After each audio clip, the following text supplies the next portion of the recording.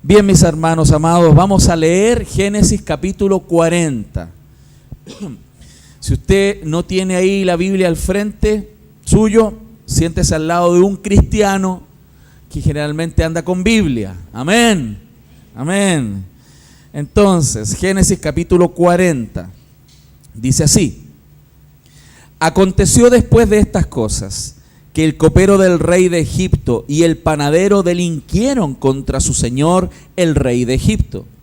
Y se enojó Faraón contra sus dos oficiales, contra el jefe de los coperos y contra el jefe de los panaderos, y los puso en prisión en la casa del capitán de la guardia, en la cárcel donde José estaba preso. Y el capitán de la guardia encargó de ellos a José, y él les servía, y estuvieron días en la prisión. Y ambos, el copero y el panadero del rey de Egipto, que estaban arrestados en la prisión, tuvieron un sueño, cada uno su propio sueño, en una misma noche, cada uno con su propio significado. Vino a ellos José por la mañana y los miró, y he aquí que estaban tristes. Y él preguntó a aquellos oficiales de Faraón que estaban con él en la prisión de la casa de su señor, diciendo: ¿por qué parecen hoy mal vuestros semblantes? Y ellos le dijeron: hemos tenido un sueño y no hay quien lo interprete. Entonces les dijo José: ¿no son de Dios las interpretaciones? Contádmelo ahora. Entonces el jefe de los coperos contó su sueño a José y le dijo: yo soñaba que veía una vid delante de mí, y en la vid 3 sarmientos, y ella como que brotaba y arrojaba su flor, viniendo a madurar sus racimos de uvas, y que la copa de Faraón estaba en mi mano, y tomaba yo las uvas y las exprimía en la copa de Faraón, y daba yo la copa en mano de Faraón. Y le dijo José: esta es su interpretación. Los 3 sarmientos son 3 días, y al cabo de 3 días levantará Faraón tu cabeza y te restituirá en tu puesto, y darás la copa a Faraón en su mano, como solías hacerlo cuando eras su copero. Acuérdate pues de mí cuando tengas ese bien, y te ruego que uses conmigo de misericordia, y hagas mención de mí a Faraón, y me saques de esta casa. Porque fui hurtado de la tierra de los hebreos, y tampoco he hecho aquí por qué me pusiesen en la cárcel. Viendo el jefe de los panaderos que había interpretado para bien, dijo a José: también yo soñé que veía 3 canastillos blancos sobre mi cabeza, y el canastillo más alto había de toda clase de manjares de pastelería para Faraón, y las aves la comían del canastillo sobre mi cabeza. Entonces respondió José y dijo: esta es su interpretación. Los 3 canastillos 3 días son. Al cabo de 3 días quitará Faraón tu cabeza de sobre ti, y te hará colgar en la horca, y las aves comerán tu carne de sobre ti. Al 3er día, que era el día del cumpleaños de Faraón, el rey hizo banquete a todos sus sirvientes, y alzó la cabeza del jefe de los coperos y la cabeza del jefe de los panaderos entre sus servidores. E hizo volver a su oficio al jefe de los coperos, y dio la copa en mano de Faraón, mas hizo ahorcar al jefe de los panaderos, como lo había interpretado José. Y el jefe de los coperos no se acordó de José, sino que le olvidó. Esta es la palabra del Señor. Amén. Es bien interesante el ánimo que tiene José. El ánimo que se nota en esta narración, y es muy particular. Claro, probablemente yo creo que nos cuesta quizás entenderlo, pero si nosotros fuéramos vendidos por nuestros hermanos, fuéramos esclavos por un largo periodo de tiempo, estuviéramos cautivos en una tierra lejana, nos hayan además falsamente acusado de violación, estuviéramos metidos en una cárcel ahí por muy largo tiempo, claramente reaccionar de esta manera sería extraño, porque él estaba viviendo un montón de problemas por un largo periodo de tiempo. Sin embargo, aquí hay cosas que son muy singulares en cómo él está reaccionando frente a las dificultades que él tiene en la vida. Hermanos, y yo creo que no es difícil identificarnos con lo que este hombre está viviendo. ¿Por qué motivo? Porque sin duda nosotros hemos sido también ofendido por personas, quizás hemos sido traicionados por personas a lo largo de nuestra vida. Quizás familiares, amigos, compañeros han sido, en vez de ayuda, han sido un problema en nuestra vida. Probablemente hemos pasado situaciones injustas, momentos difíciles. Y claramente, hermanos, y todos lo sabemos, este mundo está lleno de experiencias complejas que muchas veces van presionando nuestros corazones para desalentarnos. Muchas veces también las situaciones que hemos vivido nos han herido. Hemos estado sangrando en el corazón por largos periodos de tiempo, por situaciones difíciles que hemos vivido. Entonces, ¿qué es lo que quiero introducir sobre esta temática? Que esta narrativa sin duda nos permite identificarnos con el sufrimiento de José, porque como él, nosotros en la vida también hemos sufrido circunstancias difíciles, pero también esta narrativa, y así espero en el Señor, nos aliente también a identificarnos con Él, en encontrar esperanza en un Dios que está guiando la vida de José, como también está guiando nuestras vidas. Y como lo dije en el sermón de la semana pasada, Dios no solamente está en las subidas con nosotros, sino Dios también está en las bajadas. Y quiero recordar esto a modo de introducción por si alguno no estuvo aquí, que uno tiende a pensar que Dios está con nosotros cuando nos saca de un problema. Y es verdad. Cuando Él nos saca de un problema o cuando nos salva de una situación de muerte en un minuto, uno dice, wow, la providencia de Dios me salvó. Dios me salvó, Dios me rescató. Pero no pensamos lo mismo cuando somos metidos en un problema. Alguien nos dice, wow, choqué porque Dios me permitió chocar el auto. Wow, me despidieron porque Dios quiso que me despidieran. No, la gente generalmente asocia la providencia de Dios en las cosas que van bien, pero no en las que van mal. Y Dios está en las subidas, pero también está en las bajadas. Y Dios muchas veces permite situaciones complejas, difíciles, como las que vivió José en nuestras propias vidas, porque en todo Dios nos está enseñando, en todo Dios nos está guiando, en todo Dios nos está haciendo crecer. Entonces, este capítulo de Génesis que acabamos de leer, hay algo que quiero que usted note. Aquí no estamos frente a una situación nueva de conflicto en la vida de José. No es algo, diferente. Es algo que está pasando en su vida y permanece. Es más de lo mismo. Esto es lo que yo quiero decir. No es un problema adicional. Es el mismo problema que él tiene la esperanza de salir y no sale. Y yo creo que eso también nos pasa a nosotros. Que a veces uno tiene la esperanza y tiene luces de que las cosas van a cambiar y no cambian. Es más, retrocede al mismo lugar donde estaba.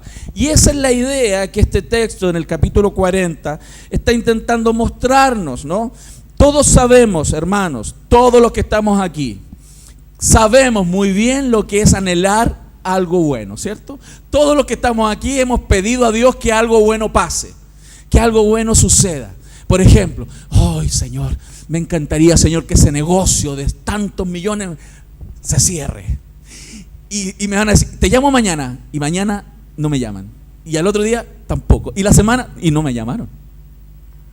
O todos esperamos que ese trabajo espectacular que iba a salir, ese proyecto espectacular, no. Y no pasó. Ese tipo de cosas suceden en la vida. O cuando deseamos que algo doloroso termine, o cuando deseamos que una relación se restaure, o cuando anhelamos y estamos orando y creyendo y esperando que las cosas buenas pasen y no pasan. Esa es la realidad que está viviendo José. José lleva años metido en la cárcel y lo único que quiere es salir de ahí. Lo único que quiere es que su problema se resuelva. Entonces cuando ve alguna pequeña luz de salida, wow, aquí está, esta es la mía.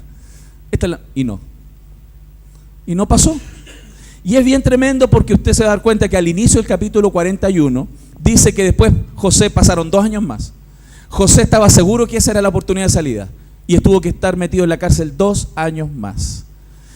Entonces, esto nos lleva a reconocer, sin duda, que pese a que en algún momento la esperanza de cambio, esa esperanza de victoria, esa esperanza de restauración, esa esperanza de que nos permite cantar con alegría, en algún minuto es afectada. En algún minuto esa esperanza decae. En algún minuto esa esperanza comienza a desinflarse.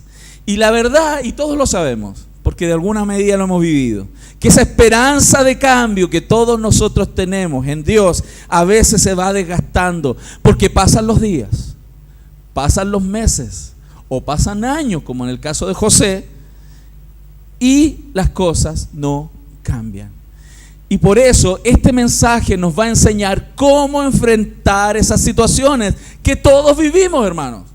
Porque muchas veces hemos visto la manifestación gloriosa de Dios, milagrosa de Dios en nuestras vidas, pero hay otros aspectos de nuestra vida que estamos esperando un cambio, estamos creyendo por un cambio y el cambio no viene. Entonces, ahí vienen desafíos, ¿no? El título del sermón de hoy es Con esperanza y paciencia hacia el tiempo perfecto de Dios. Yo creo que esa idea de esperanza y paciencia están tan unidas en la Biblia, pero también para llegar al punto de sostener nuestros corazones hasta el día que Dios ha determinado de manera perfecta que las cosas sucedan. Entonces, si usted quiere anotar, si usted es bueno para anotar y después repasar, o es de esos que solamente confía en su mente y sale de aquí y la mitad del sermón ya se le olvida en la puerta, voy a dar los 3 puntos del sermón de este día. Primer punto, los desafíos en los momentos donde no cambia la situación. O sea, hay desafíos en los momentos en que las cosas no cambian. Segundo punto, los desafíos en momentos que todo parece cambiar, porque también hay desafíos en esos momentos. Y el tercer punto, la esperanza paciente hacia el cambio en el momento perfecto de Dios. Esos 3 puntos son los que vamos a extraer de este sermón, de este texto. Y espero en Dios le ayude también a enfrentar este tipo de experiencias que como creyentes vivimos en la vida. Todos las vivimos. Entonces, el primer punto es los desafíos en los momentos donde no cambia la situación. De hecho, hermanos, si usted estudia bien la narrativa desde el capítulo 37 hasta el capítulo 50, toda esta historia completita, y usted la estudia profundamente, se va a dar cuenta que el capítulo 40 es justamente el clímax de la historia. Es el punto donde se genera la inflexión. Es el punto donde de verdad comienzan los cambios profundos. Pero hasta el momento donde él estaba viviendo el capítulo 40, José no tiene idea que después de 2 años las cosas cambian rotundamente. Y nosotros también tenemos que tener en cuenta que en nuestra vida esas cosas están pasando. Las cosas que estamos viviendo difíciles, no es que Dios se olvidó, no es que Dios no tiene control del problema, no es que Dios no tenga un propósito. Dios tiene el control, Dios tiene propósito, Dios tiene un sentido para nuestra vida. Y Dios sabe exactamente el día en que las cosas cambian. Dios sabe cuándo la inflexión se produce. Nosotros no, José tampoco. Y ese es un desafío para la fe de los creyentes. Este es el momento en la vida de José donde su historia tiene un giro profundo. Y yo creo que todos anhelamos ese giro profundo en algún sentido en nuestra vida. Todos esperamos que algo pase, que algo cambie. Sin embargo, como les decía, surgen preguntas en los corazones como los nuestros, donde sin duda nuestra fe en Dios es una fe que está creciendo. Toda nuestra fe está creciendo, la fe suya como la mía está en crecimiento. Ninguno de nosotros puede decir que tiene la fe por allá arriba por los cielos. Nuestra fe está creciendo. Y en el día a día, cuando somos enfrentados a estas desesperanzas, cuando enfrentamos pruebas, Dios va a mostrarnos cómo Él quiere que esta fe crezca en nuestra vida. Y van a surgir preguntas existenciales, van a surgir preguntas en nuestros corazones al respecto. Por ejemplo, a mí se me ocurrieron algunas. ¿Por qué Dios le hace esperar y seguir sufriendo por algo que Él no hizo? Porque recuerda, hermano, el copero y el panadero están en la cárcel. ¿Por qué? Por chantas, porque le hicieron algo mal a su jefe. Probablemente le robaron, probablemente le mintieron. El que estén en la cárcel está muy bien, pero José está en la cárcel injustamente. Entonces, ¿por qué Dios le hace esperar a alguien en una cárcel por un montón de años y en el momento que puede salir lo hace esperar por 2 años más? Son preguntas que salen. Otra pregunta: ¿por qué no liberarlo de ese problema para que le salga a servir? Es como si nosotros dijéramos: Señor, ¿por qué no arreglas mi matrimonio? Porque así te voy a poder servir con mi matrimonio. ¿Por qué no arreglas mi problema económico? Porque voy a poder irme de misionero si tú me arreglas mi problema económico. ¿Por qué no? ¿No son preguntas válidas? de corazones que son afectados por situaciones difíciles? ¿Por qué un Dios soberano y amoroso deja a José en una situación sin salida, en una situación que duele, que lo tienen amarrado para poder hacer y ejecutar la misión de Dios, y él no puede avanzar? ¿Por qué hacerlo? ¿No puede Dios sacarlo rápidamente? ¿No puede Dios cambiar las cosas instantáneamente? ¿No es un Dios que puede abrir el mar en un minuto? ¿No es un Dios que puede resucitar un muerto en un minuto? ¿Y por qué no lo hace? Yo creo que ese tipo de preguntas que yo trato de plantear esta mañana no son preguntas diferentes a que quizás usted mismo ha hecho en momentos difíciles. Y por eso es importante, porque la gran ironía de esta historia, una de las dos grandes ironías que yo creo que están aquí en esta historia, es que Dios use sueños para sacar a José. Los mismos sueños que lo metieron ahí. Recuerda, hermano, recuerde que él era un soñador. Dios le mandaba sueños. Y recuerde que por los sueños los hermanos los odiaban. No lo odiaban tanto porque él era el preferido del papá. Lo odiaban porque el tipo era un soñador. Y más encima le contaba los sueños sacándoles pica. ¿Se acuerda?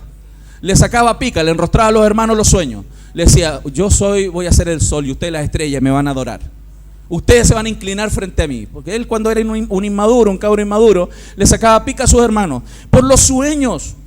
Recordemos esto, cómo José estaba enfrentando a sus hermanos y sacándoles pica. Eso está en Génesis 37, 19 y 20. Lo leo, dice. Y dijeron el uno al otro cuando José le contaba los sueños. Aquí viene el soñador, le decían. Viene ese soñador. Ahora pues venid y matémosle y echémosle en una cisterna y diremos, ¿alguna mala bestia lo devoró? ¿Alguna bestia se lo comió? Veremos qué será de sus sueños. Ellos estaban picados con José por los sueños. Por los sueños. Sin embargo, este capítulo nos introduce otra vez con sueños. Y él va a ser una persona que va a interpretar los sueños incluso con aspectos positivos, que a él le generan esperanza, fíjense. Pero saben también lo que es irónico, es que esto, como lo dije hace un minuto, estos hombres estaban en la cárcel por pecadores, el copero y el panadero. Él no estaba ahí por haber hecho algo malo, dado que el copero, más encima, el copero y el panadero eran personas relevantes en el reino. Cuando los ponen presos, a él lo ponen de junior. Él es el servidor. Va encima. Él está en la cárcel injustamente y llegan estos dos malandrines y él los tiene que atender. Esa es la realidad. Nos cuesta a veces darnos cuenta que ese tipo de cosas Dios las permite, porque Dios está tratando el corazón de a quienes Él ha escogido para grandes cosas.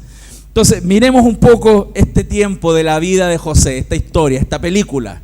¿Usted ya está posicionado en el momento? ¿Ya está imaginándose el lugar? ¿Se está imaginando la cárcel? ¿Se está imaginando estos dos malandrines que se creen grandes autoridades pero están ahí? Y probablemente ellos dos también están tratando de salir de ahí.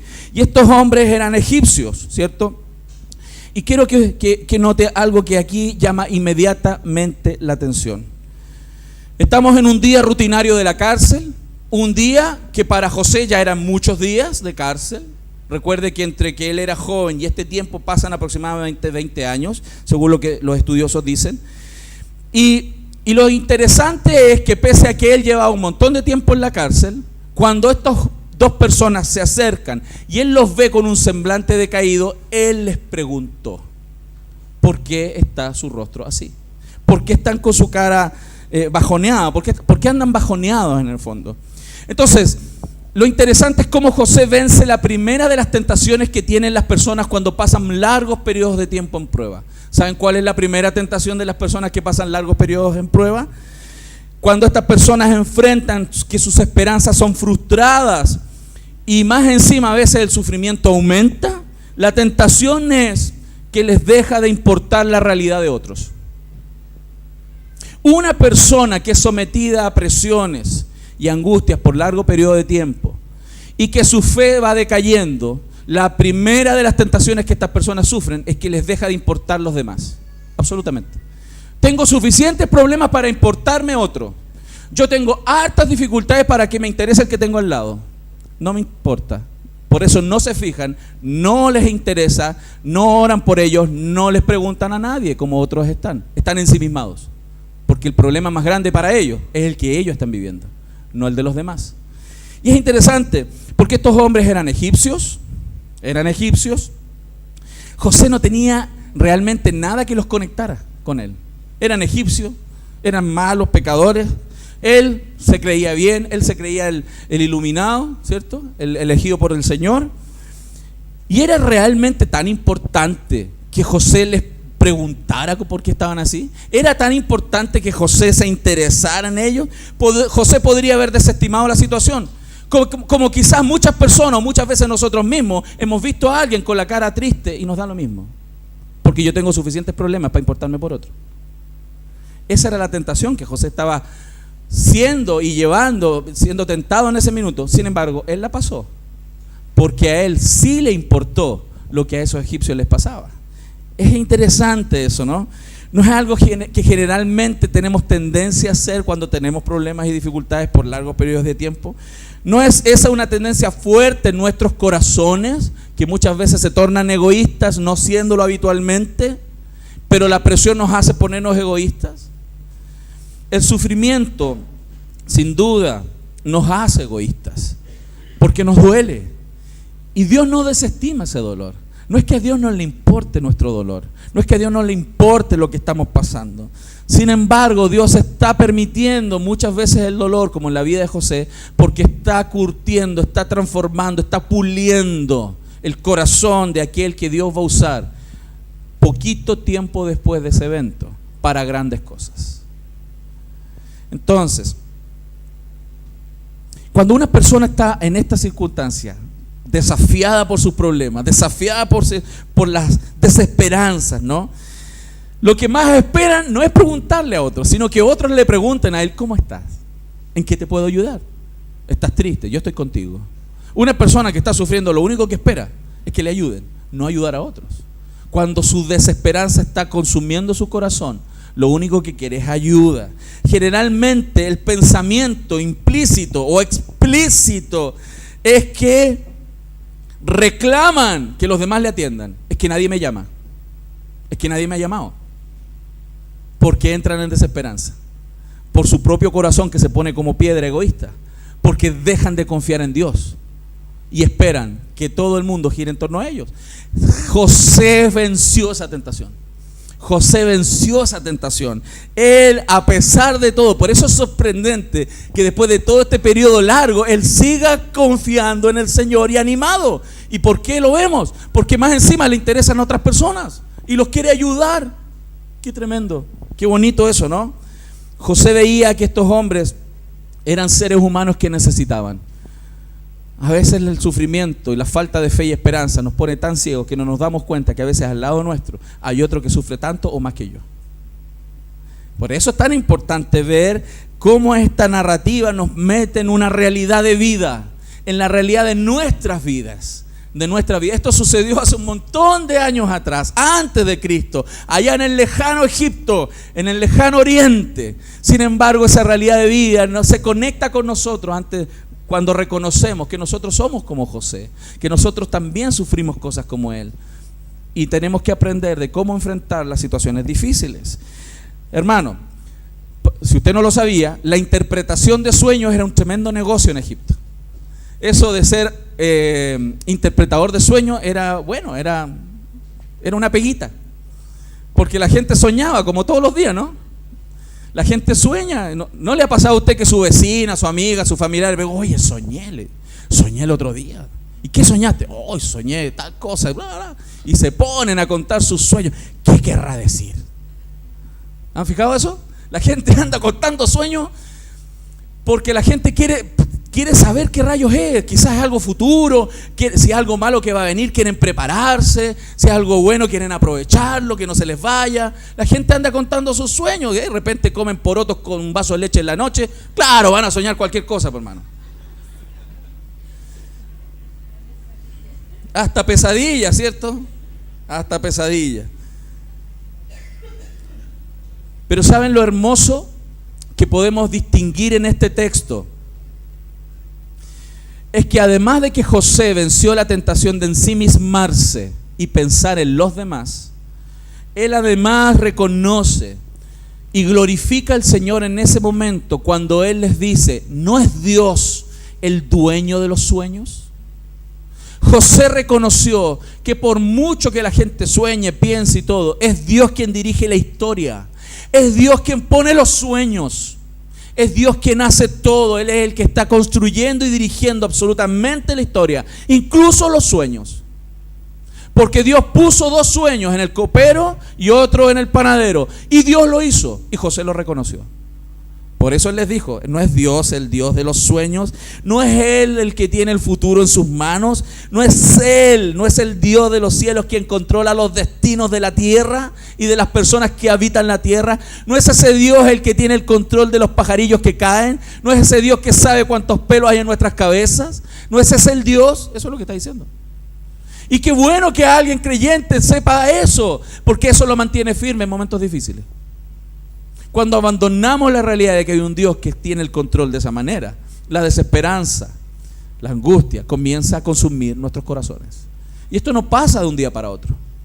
Esto no pasa de que en la mañana estoy lleno de fe y esperanza y en la noche ya no tengo ni una.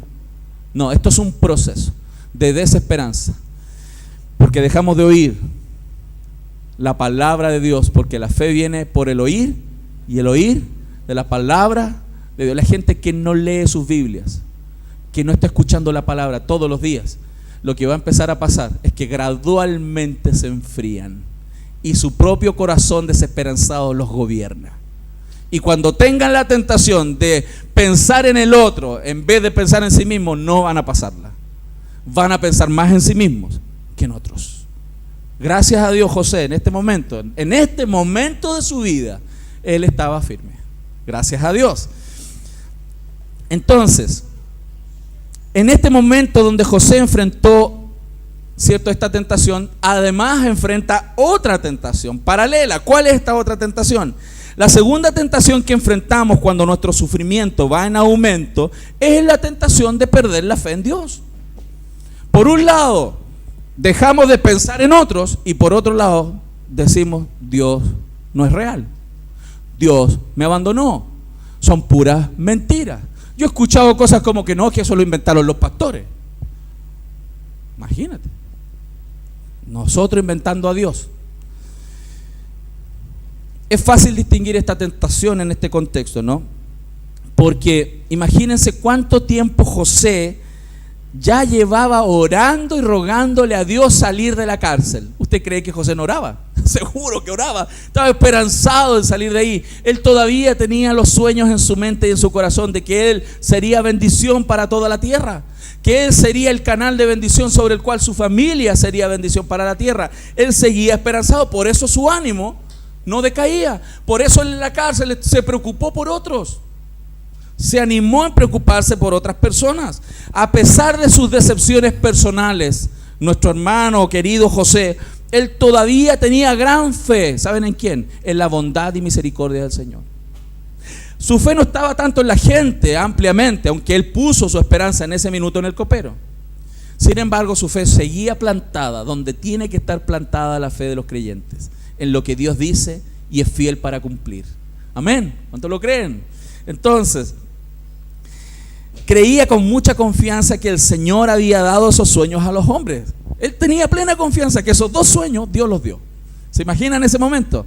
Él dijo: esos 2 sueños Dios se los dio, díganmelo, yo se los voy a interpretar. Dios me va a mostrar qué significan esos sueños. Ese Dios todopoderoso, más encima, él confiaba que ese Dios todopoderoso es capaz de cumplir tal cual esos sueños. ¡Qué fe! ¡Qué fe tenía José en ese minuto! Hermano, y nosotros no luchamos contra esa idea de desesperanzarnos y dejar de confiar en el Señor cuando los problemas son muy largos. De repente pensamos que porque llevamos algún tiempo enfrentando una circunstancia difícil, Dios no está, Dios se olvidó de mí, Dios no quiere nada conmigo, Dios está molesto conmigo. Me salió como medio así. Válgame Dios. Hay mucha influencia extranjera hoy día en nuestro país, hermano. Mucha influencia extranjera. Muchos vemos difícil Y es verdad, muchos vemos difícil seguir creyendo. Muchas veces hemos pensado probablemente que a esta altura de los sucesos ya no hay ninguna oportunidad. Muchos quizás pensamos que el camino por el cual Dios nos llevó quizás es un camino injusto. Cuestionamos a Dios, un Dios que nunca debiese ser cuestionado, porque cuando tú conoces a Dios profundamente te vas a ir dando cuenta que Él es un Dios justo, Él es un Dios amoroso, Él es un Dios bueno, un Dios que entiende y sabe por qué suceden las cosas. Entonces, ¿cómo enfrentamos las realidades adversas sobre las realidades adversas?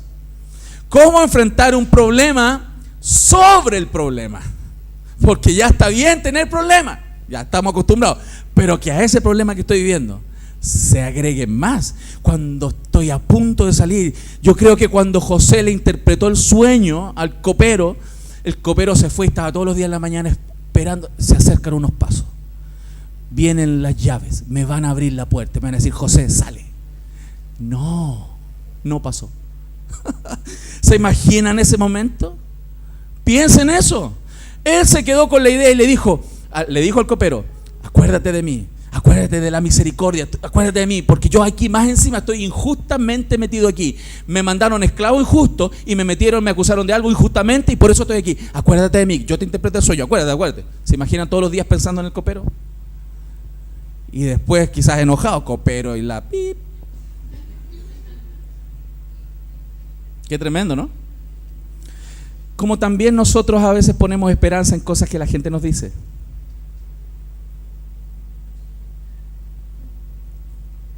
¿Aló?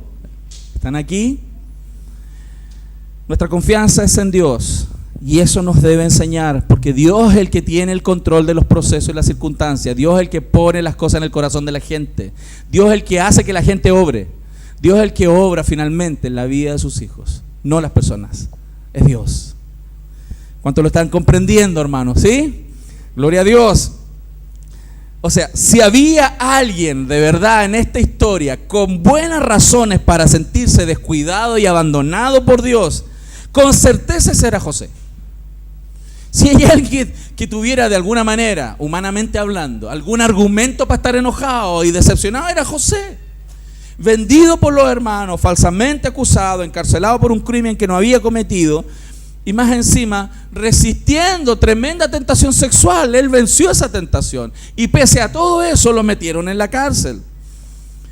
¿Qué perspectiva tenía él entonces de haber cumplido sus sueños? ¿Qué esperanza terrenal habría de que sus hermanos o su padre realmente terminaran reconociendo que él había sido elegido como superior? Esos sueños de la infancia que Dios le dio estaban tan fuertes en la mente de José. Qué tremendo es darnos cuenta que a pesar de todo, sí estaban ahí. ¿Cuál es el problema más grave que enfrentamos cuando no confiamos en las palabras del Señor?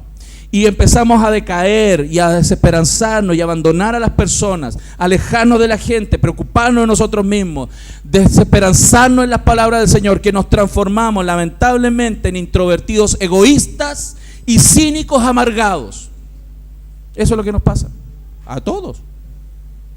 O nos ponemos cínicos amargados poniendo cara que todo está bien, pero estamos amargados por dentro.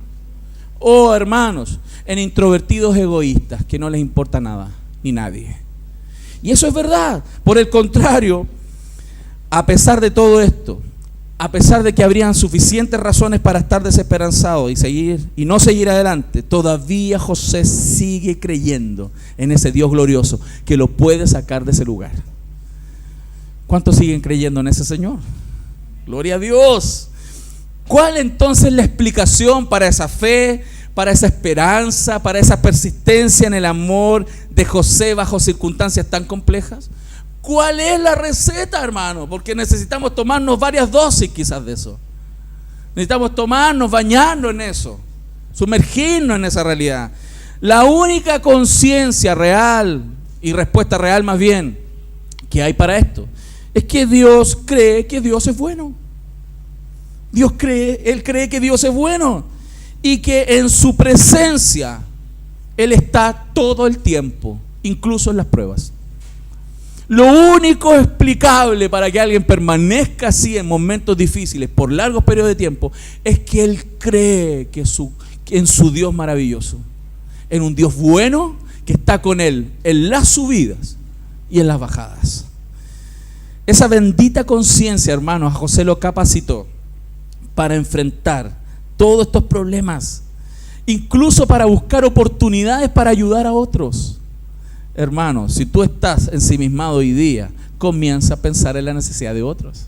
Comienza a pensar en la bondad de Dios sobre tu vida y que Él es bueno a pesar de todo, y comienza a mirar y ayudar a otros. Ese es el camino. Las personas que se ensimisman, se amargan y se ponen cínicos, hermanos, pensando a veces, mostrando caras como si todo estuviera bien. Su fe, su esperanza y su amor en medio de tales sufrimientos, hermanos, revelan algo profundo acerca de su propio corazón. De la misma forma, hermanos, nuestra respuesta al sufrimiento, nuestra respuesta al sufrimiento continuo revela algo acerca de nuestro propio corazón. El cómo respondemos hoy a las dificultades de la vida revela dónde y cómo está nuestro corazón. A veces cuando uno está en problemas, me ha pasado también. Cuando uno está en problemas y enfrenta situaciones difíciles, uno tiende a pensar más en lo que está generando el problema, en la situación, en las personas que están generando la dificultad, y no en mi estado, en el estado de mi propio corazón. Lamentablemente no nos damos cuenta que lo que Dios está haciendo es justamente exteriorizando, mediante la circunstancia, cómo estamos por dentro. Y ahí nos vamos a dar cuenta cuánto necesitamos todavía de que Dios obre en nuestro corazón. Gloria al Señor por eso. Entonces, vuelvo al punto. Cuando nuestras esperanzas son frustradas y también tengamos la tendencia a retroceder o retractarnos de las confesiones de fe que hemos hecho alguna vez con fuerza y convicción, vamos a ser probados a mantenernos, hermanos. Quizás tú eras de esos que le predicaba a la gente: confía en el Señor, alégrate en el Señor, el Dios es bueno, Dios viene para ayudarte, Dios viene. Ya, pues, ahora toca con esa guitarra. Ahora toca con esa guitarra.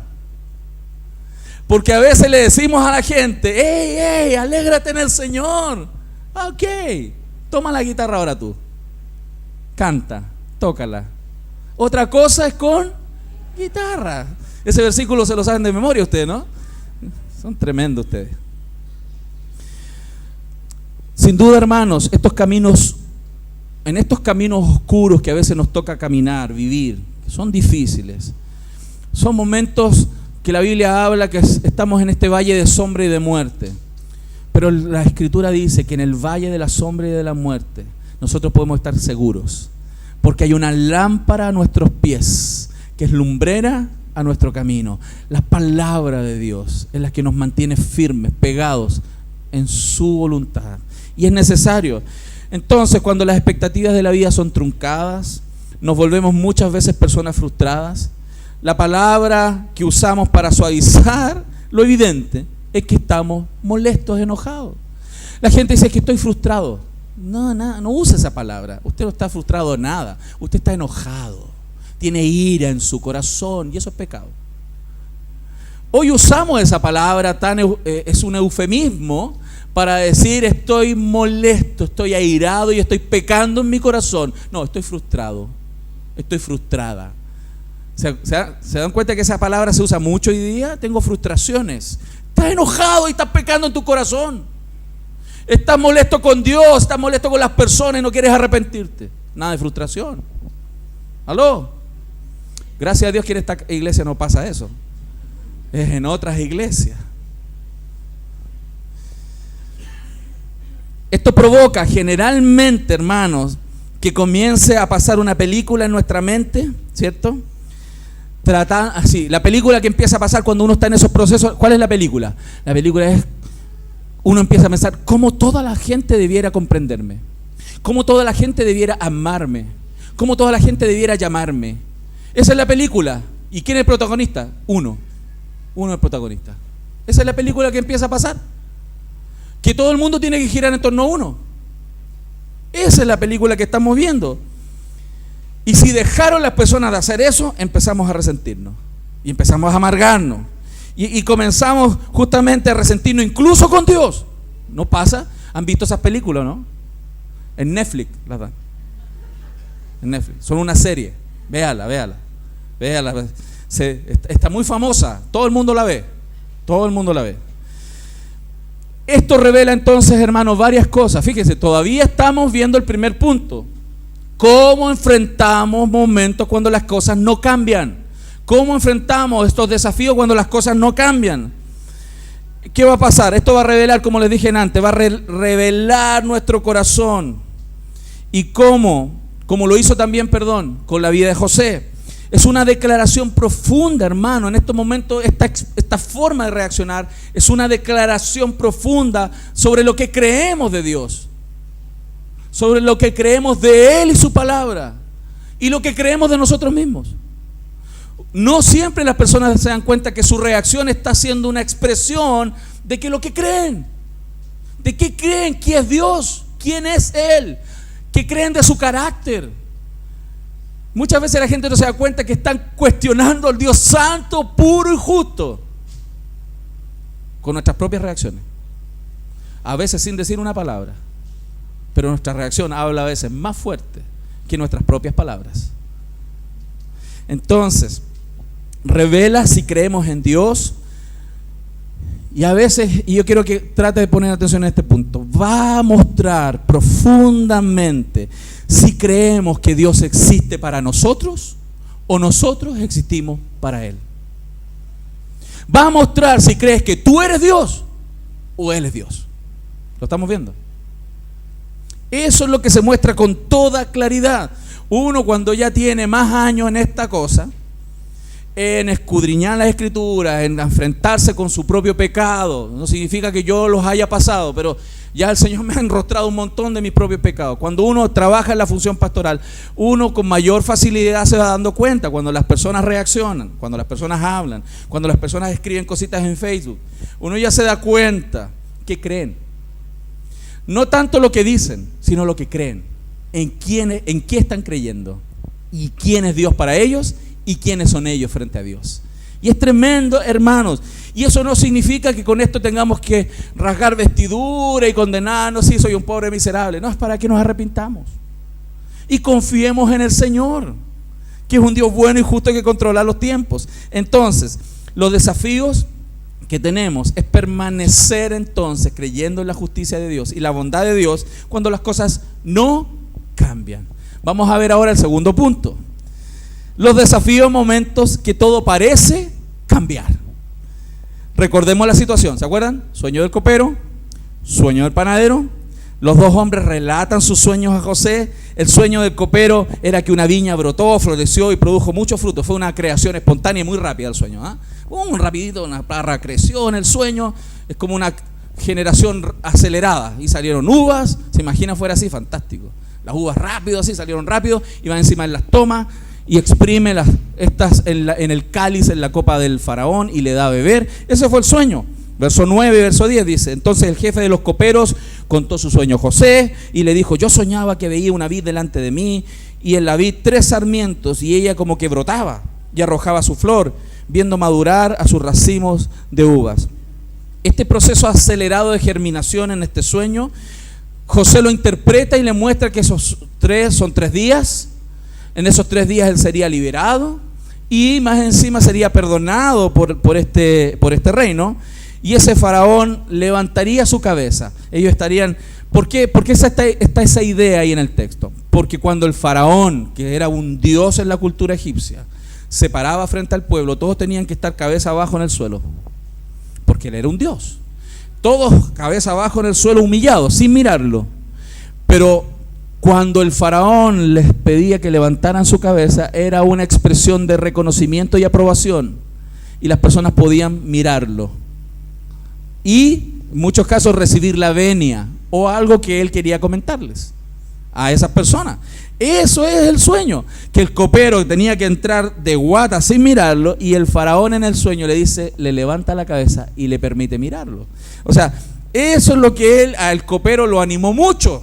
Más encima le dijo, vas a seguir sirviendo al faraón. Con ese sueño, yo me imagino el copero dijo, fantástico, voy a salir de aquí, más encima el faraón me va a perdonar y voy a volver a mi pega, me van a recontratar. Me despidieron sin sueldo, sin indemnización, me metieron preso y ahora me recontratan. Fantástico, el copero feliz. ¿Y qué pasó? Con eso, en la narrativa, el panadero vio lo que José le interpretó y como fue una buena interpretación, o sea, positiva, él dijo, ahora cuento el mío. Con el mío mato, mi sueño es más bacán. Y le cuenta el sueño y era malo. Porque cuando se lo interpreta, le dijo, en 3 días mueres. A ti más encima te van a ahorcar y te van a cortar la cabeza, van a separar tu cabeza de tu cuerpo. Y las aves van a venir y se van a comer tu carne. Bueno, eso parecía una película de Hitchcock, ¿cierto? Esa es una película de terror. Pero ese fue el sueño. Entonces en realidad fue una pesadilla. Él no se dio cuenta, pero fue una pesadilla la cuestión. Y ese es el sueño que él le cuenta. Nos cuenta esto, a ambos les interpreta el sueño. Y aquí es donde está esa frase. Verso 14. Cuando José pone su esperanza en esta persona para cambio de ese momento. Acuérdate pues, le dice, de mí cuando tengas ese bien, cuando seas bendecido de esa manera, y te ruego que uses conmigo de misericordia, o sea, sé misericordioso conmigo por lo que yo acabo de hacer contigo. Y hagas mención de mí a Faraón y me saques de esta casa. ¿Qué es lo que está haciendo él? Él apeló a la misericordia del copero. José exhibe aquí, efectivamente, primero, una confianza absoluta de que el sueño de Dios se va a cumplir. Fíjense, él tiene una esperanza concreta sobre que ese sueño se va a cumplir. Por eso le dice, cuando te pase esto, acuérdate de mí.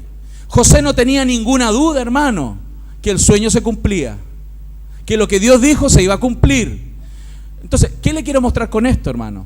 Que no era un creyente en ese minuto tan debilucho. No era un creyente que estaba sumido en desesperanzas. No, era un creyente que estaba firme, era un creyente que se estaba preocupando de los demás, era un creyente que le estaba viviendo bien dentro de la cárcel, dentro de todo, era un creyente que sabía que Dios iba a cumplir el sueño, y por eso él dice, acuérdate de mí cuando te pase esto, porque va a pasar. Él estaba ahí firmecito. Uno esperaría en esos momentos, hermano, que Dios dijera, ¡oh, qué hombre de fe! Se pasó José. Es como si nos dijera a nosotros, oh, tú en medio de estos problemas, mira cuántos años llevas creyendo. Qué mujer más grande de fe. Qué hombre más grande con su fe. Y uno esperaría que dijera, oh, Dios dijera, en este hijo amado tengo complacencia. Oh, se pasó, se descuadró. ¡Cuánta fe! Lo voy a sacar de la cárcel. ¿Uno esperaría eso? No. No fue así. Todo lo contrario. ¿Cómo crees que se sentía José cuando el copero fue liberado? Lo que les decían antes, ¿se lo imaginan? Yeah. Yo creo que el tipo estaba feliz, saltando dentro de la cárcel.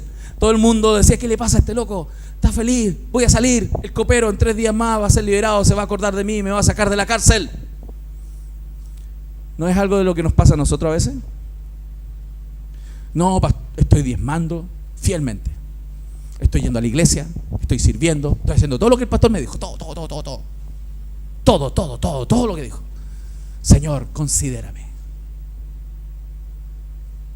Y Dios dice, todavía no. ¿No pasan esas cosas? ¿Pasan esas cosas o no pasan esas cosas, hermano? Pasan esas cosas. Pero pasó el tiempo y la decepción golpeó otra vez la casa y el corazón de José. Volvió a golpear el corazón de José. El copero se olvidó. No, es como si esa persona que me dijo que me iba a comprar, no me compró. Esa persona que me iba a dar el trabajo y me iba a llamar, me dijo, te llamo. No, llamó. Pese a toda la fe, no era un cristiano como así, doble ánimo, era un cristiano que estaba firme, era un creyente firme. Y él tenía toda la esperanza de salir, y a pesar de la fe, la esperanza y el amor de José, él tendría que pasar otro tiempo adicional en el horno de la aflicción. Hermanos, esas cosas Dios las permite. Y yo creo que posiblemente en esos 2 años él tiene que haber clamado: Señor, ¿hasta cuándo? ¿Hasta cuándo sigo en esta circunstancia? Señor, no he soportado ya lo suficiente. Señor, ¿te vas a olvidar para siempre de mí? Señor, ¿cuándo mis circunstancias van a cambiar? Eso es lo que aquí estamos viviendo. Y pareciera, hermano, a veces que ciertas cosas, ciertos destellos nos dieran el indicio de que las cosas cambian. Y ahí es donde somos desafiados a enfrentar de buena manera estos problemas. Primero, no confíe en lo que dicen los hombres. Siga confiando en lo que Dios dice. No ponga su esperanza en las personas. Ponga su esperanza en el único que puede cumplir que las cosas sucedan: Dios, el Dios de los cielos. ¿Cuántos lo creen? ¿Se da cuenta? Entonces, en tiempos donde las cosas parece que están mejorando, ¿no le ha pasado de repente que una relación de matrimonio, una relación familiar, una relación laboral estuvo un problema y como que está cambiando y se está poniendo bien? Y se está arreglando la cosa. ¡Wow! Y me dijo que me iba a amar. Y me dijo que me iba a respetar. Y me dijo el jefe que las cosas van a cambiar. Y están cambiando, están cambiando. Y estamos así: uy, mire, se está cumpliendo lo que esa gente dijo. Y de un día para otro, ¡ta!, se cae todo otra vez. ¿Pasan esas cosas, hermano? ¿O son solo en las películas? Pasan. ¿Y saben quién las generó? No son las personas. Nuestra lucha no es contra carne ni sangre, es contra huestes espirituales. Satanás obra, pero también Dios lo permite, porque Él quiere forjar algo muy grande en nosotros. Y aquí es donde vamos al tercer punto y el último: la esperanza paciente hacia el cambio del tiempo perfecto de Dios. Hay algo que usted debe saber,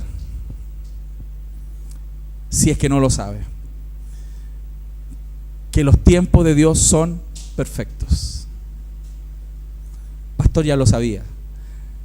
Tatúeselo en el brazo, escríbaselo en la frente, escríbalo en su corazón, porque a veces pareciera que se nos olvida que los tiempos del Señor son perfectos. Son perfectos. Fíjense, si el copero se hubiera acordado antes de José, habría sido demasiado pronto. José habría sido liberado inmediatamente de la prisión y perdido de vista el momento cuando Dios lo volvió a visitar y lo usó para liberar definitivamente su vida y catapultarlo a un lugar donde jamás hubiera llegado si no hubiera estado esos 2 años adicionales ahí. Porque saben, en los próximos capítulos, ¿cuándo es que sale José? Cuando el faraón requirió la interpretación de un sueño. Y ese sueño vino 2 años después. Si José sale antes, quizás ya no estaría ahí. Porque los tiempos de Dios son perfectos. Dios quería llevar a José a ser el brazo derecho del faraón, porque Dios quería que él diera testimonio no solo al faraón, sino a todos los reyes de la tierra. Porque el José llegó a ser el representante oficial del imperio egipcio para el mundo. Y él no hubiera llegado a hablar de su fe como creyente al mundo si no hubiera estado 2 años más en esa cárcel. Se necesitaban 2 años más de preparación en la vida de él, y además el momento preciso cuando iba a ser requerido directamente por el rey de todo el imperio. Es como si algún día nuestro actual presidente requiriera un consejo y tú estuvieras en un problema y dijeras: el único que sabe arreglar este problema es Hernán Zúñiga. El único que sabe arreglar este problema es Milenko Pradenas. El único que sabe arreglar este problema es Romané Soto. Y te llame el presi.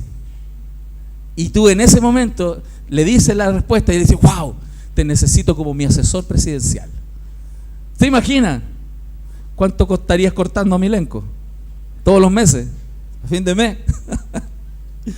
En este momento, en la vida de José, en esa cárcel, no era el momento de salir de los problemas.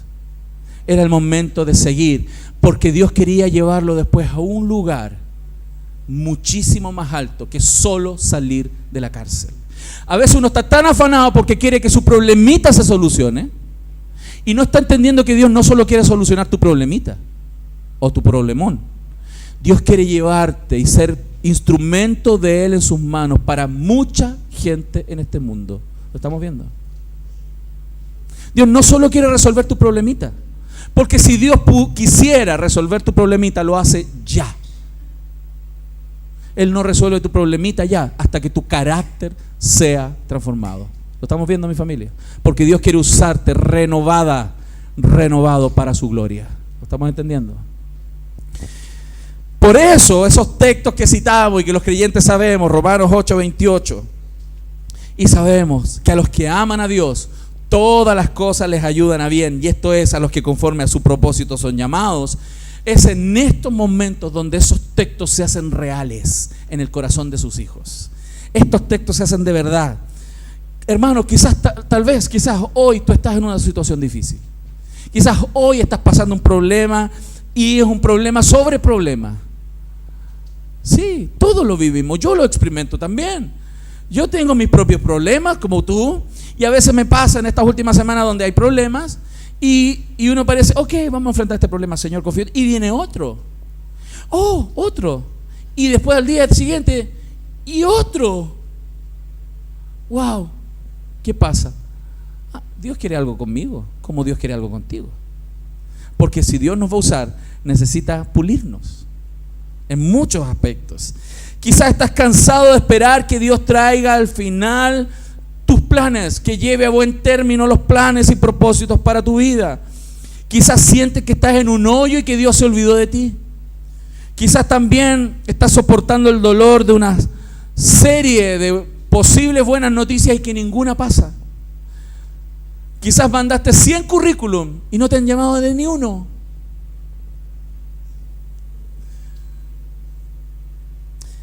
Quizás estás esperando, quizás estás orando, quizás estás soportando por largo tiempo. Tal vez también necesitas ser animado hoy día. Y es muy probable que nos cueste y nos esté costando permanecer en este proceso. Hermanos, confía, porque los planes sabios y amorosos de Dios de llevarnos por extensos periodos de sufrimiento no solo son, hermanos, para el bien de otras personas, sino también para nuestro propio bien. Porque cuando nosotros somos renovados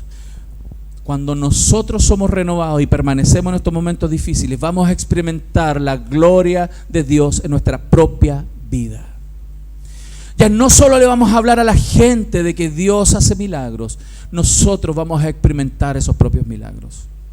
No solo va a ser la teoría de un buen sermón, sino la experiencia de hombres y mujeres que viven con Dios en medio de los problemas. Romanos 5, si usted me acompaña por favor, Romanos 5, versos 3 al 5 dice así. Romanos capítulo 5, versos 3 al 5. Mire lo que el apóstol Pablo habla aquí a la iglesia de Romanos. Dice así: y no solo esto, sino que también nos gloriamos en las tribulaciones, sabiendo que la tribulación produce paciencia. Hermano, piense un poco en esto. Dice aquí, y no solo esto, porque viene hablando de dificultades y varias cosas, de pruebas. Dice, sino también nos gloriamos en las tribulaciones. ¿Cómo alguien se gloría en la tribulación? ¿Qué significa eso? ¿Qué significa gloriarse en la tribulación? Es, wow, es decir, estoy en problemas, wow, qué tremendo por estos problemas, porque en estos problemas el Señor se va a mostrar. Estoy contento, estoy confiado, porque en este problemote que estoy metido voy a ver la mano de Dios obrando otra vez. Eso es gloriarse en la tribulación. Eso es gloriarse. Y dice, sabiendo, porque él sabe, esta persona sabe que la tribulación va a producir algo en él. ¿Qué es? ¿Qué dice el texto? Paciencia. ¿Cuántos necesitan paciencia? Quizás algunos de ustedes dijeron, Señor, dame paciencia. Toma problemas, te dijo. Porque ¿qué es lo que produce paciencia? La tribulación. Los que somos medios impacientes, prepárese para los problemas. Porque los que son de mecha corta, los que tienen problemas de ira, los que son muy juiciosos con los demás, los que son enojones, prepárese, porque se va a aprender a gloriar en las tribulaciones, quiera o no quiera, y va a desarrollar algo que usted necesita y yo necesito. Se llama paciencia. Y dice el texto, el verso 4, y la paciencia produzca prueba, o sea, un testimonio visible, y la prueba, esperanza, y la esperanza no avergüenza, porque el amor de Dios ha sido derramado en nuestros corazones por el Espíritu Santo que nos fue dado. O sea, qué tremendo, porque Pablo, quien no era ajeno al sufrimiento, usted que conoce la vida de Pablo, sabe cuánto a él le tocó sufrir. Él dice aquí que el resultado de todo esto, la cosecha de este problemón que podemos vivir, va a ser algo que es hermoso: esperanza, paciencia. Se va a producir, o sea, la esperanza produce perseverancia y desarrolla paciencia en los hijos de Dios. Y con esto usted lo va a entender muy bien. No se puede aprender a correr un maratón leyendo un libro sobre maratones, ¿cierto? Si usted quiere correr 42 kilómetros, no basta con que juegue PlayStation de maratón. No basta con que se lea las técnicas de las maratones, ni cómo enfrentar una maratón. Hay que partir corriendo 100 metros. Y cuando al otro día de correr 100 metros te duele todo, vas a tener que al otro día correr 200 y te va a doler otro poco más. Y después vas a llegar a 1 kilómetro. Y cuando vayas a los 2 kilómetros te va a doler más. Y te va a doler durante todo el entrenamiento hasta que puedas correr 42 kilómetros. Porque no se aprende en la biblioteca. Tampoco se puede obtener carácter leyendo libros, ni escuchando sermones. Pastor, yo escucho todos sus sermones. Con eso no desarrollas tu carácter. Con eso aprendes cómo enfrentar los desafíos de la vida y confiar en Dios y desarrollar tu carácter. ¿Lo estamos viendo, mi familia? El que prometió estar con nosotros, hermanos, lo hermoso de esto, el que prometió estar con nosotros no nos va a dejar ir. No te va a dejar arrancarte. Él siempre va a ser fiel contigo. Él va a permanecer ahí. El carácter que viene, hermano, de soportar el sufrimiento produce esperanza, porque comenzamos a desarrollar entendimiento suficiente en nuestras propias experiencias pasadas y presentes para crecer en la comprensión de la fidelidad de Dios y el amor de Dios sobre nuestras vidas, quien nos acompaña en todo sufrimiento. Él nunca se olvida de su pueblo, ni jamás falla en mostrarnos su inmutable amor. Él en algún minuto de nuestra prueba se muestra. En ese soportar y soportar y soportar y buscar y depender de Dios, y que a veces no se ve nada, en algún minuto de ese sufrimiento Él se muestra y te dice: aquí estoy. ¿Cuántos lo han vivido así? Porque así se desarrolla nuestro carácter.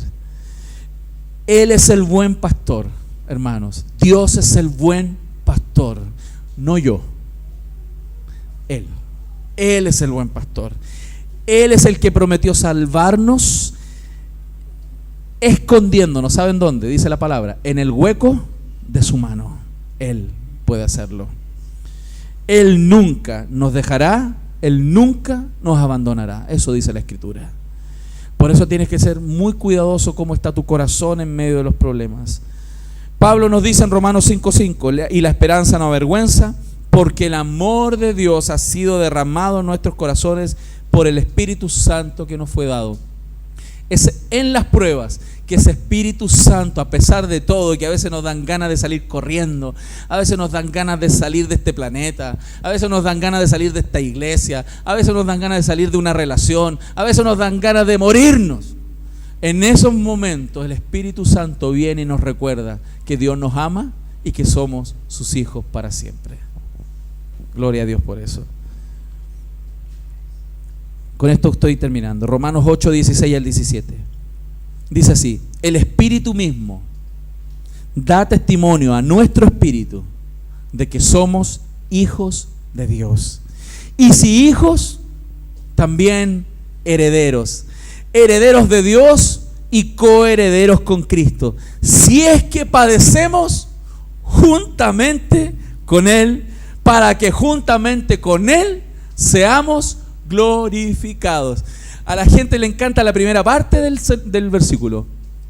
Yo soy heredero de Dios y coheredero con Cristo. Todas sus riquezas son mías. Nos encanta eso. Pero se nos olvida la segunda parte del versículo. Así que si padecemos juntamente con Él también seamos glorificados. ¿Lo estamos viendo? Él nos ayuda a permanecer.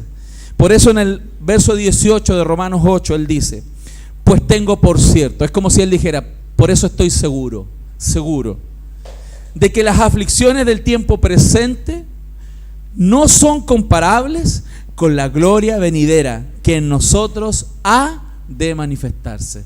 Hermano, si usted pudiera abrir sus ojos espirituales en este minuto, en esta mañana, si Dios le permitiera abrir los ojos espirituales y el cielo fuera abierto y usted pudiera ver el lugar donde usted va a estar en el futuro, si usted pudiera contemplar la gloria de estar con Cristo por siempre, usted diría: lo que yo estoy viviendo hoy día no es nada, hermano, nada. Romanos 8:18 nos muestra: si pudiéramos ver la gloria venidera que va a manifestarse, entenderíamos que no tiene ninguna comparación con el montón de dificultades y problemas que estamos viendo hoy día. Y diríamos: Señor, si hay que sufrir, dale, porque yo quiero estar ahí, en ese lugar. ¿Se dan cuenta?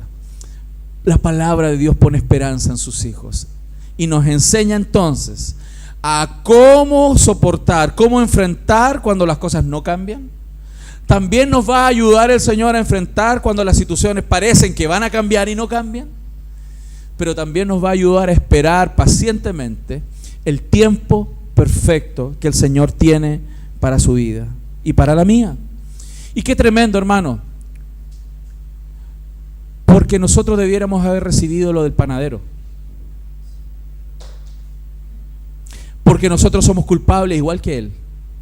Somos culpables igual que el copero de nuestros pecados. Debiéramos haber recibido lo del panadero, mas Dios por misericordia nos hizo recibir lo del copero. Y el Señor nos dijo un día: hijo, levanta tu cabeza. Levanta tu cabeza y mírame, porque te he perdonado. Así como perdonó al copero el faraón, el Señor, Rey de todo el universo, donde nosotros tendríamos que estar suplicando misericordia con la cara frente a la tierra, el Señor dijo: levanta tu cabeza y mírame, porque estás perdonado. ¿Saben por qué? Por Cristo. Por Cristo. Él lo hizo. Cada vez, hermanos, que me encerré en mi propia opinión con amargura, cada vez que me importó más mi vida y la de nadie más, cada vez que insulté a Dios en su poder y su bondad, cada vez que pequé de incredulidad, el Señor estaba pagando en la cruz por ello. Sin duda tendríamos que ser juzgados como aquel panadero, mas Dios tuvo misericordia de nosotros. El sufrimiento, incluso, hermano, el sufrimiento continuo, hermano, entienda, no va a permitir que se desarrolle automáticamente en nosotros el carácter y la perseverancia. Hay muchas personas que sufren y se vuelven amargadas y cínicas, mas Dios quiere que nosotros, en medio de esas dificultades, por la gracia de Él, porque Él nos perdonó, hermano, nuestro carácter se vuelva humilde y tierno. Humilde y tierno. Dios quiere hacer eso con nosotros. Eso es lo que Él quiere hacer. Y en la medida que ese Espíritu Santo opere en nuestras vidas, la vida de sus hijos, y nos ayuda a entender el porqué de todas las cosas, poco a poco. Hermano, a mí las personas muchas veces me han preguntado: pastor, ¿y por qué yo estoy viviendo estas cosas? Como si yo supiera. Yo le hago las mismas preguntas a veces a Dios. ¿Y cuál es la respuesta que encuentro de Dios? La misma que usted va a encontrar en su palabra. Dios es bueno y justo. Ya me ha perdonado y me va a llevar en este tiempo difícil hasta la gloria, porque Él es capaz de hacerlo por pura misericordia de mi vida. Por eso, el último texto, Santiago 1, del 2 al 4, dice, ¿cuál es el consejo de Santiago? Hermanos míos, tened por sumo gozo cuando os halléis en diversas pruebas. ¿Cómo se vive eso? Cuando estés pasando problemas en tu familia, alégrate. Alégrate. Porque, hermano, acuérdese, Dios es el Dios de las bajadas. Dios te metió en el problema. Alégrate, porque Dios te va a enseñar algo ahí. Dios te va a enseñar. Dice, cuando halléis en diversas pruebas, sabiendo que la prueba de vuestra fe produce paciencia, mas tenga la paciencia su obra completa, para que seáis perfectos y cabales, sin que os falte cosa alguna. ¿Cuál es el problema cuando nuestra paciencia se agota y retrocedemos? Es que quizás estábamos a punto de recibir la respuesta, el punto de inflexión, y retrocediste. Por eso dice, espera pacientemente. ¿Hasta cuándo? Hasta que las cosas cambien. Porque Dios sabe cuándo cambian. Espera. Y cuando tú esperas pacientemente el día del cambio, real, concreto, en el tiempo perfecto de Dios, ¿sabe lo que va a pasar? No solamente vas a tener alegría de que las cosas cambiaron, te vas a dar cuenta que tu corazón cambió. Porque maduraste, creciste y dejaste de ser una niña inmadura, un niño inmaduro, y pasaste a ser una mujer madura de Dios, un hombre maduro de Dios en ese momento. Lo estamos viendo, mi familia. ¿Cuánto le dan gracias a Dios por eso? Le damos un fuerte aplauso al Señor.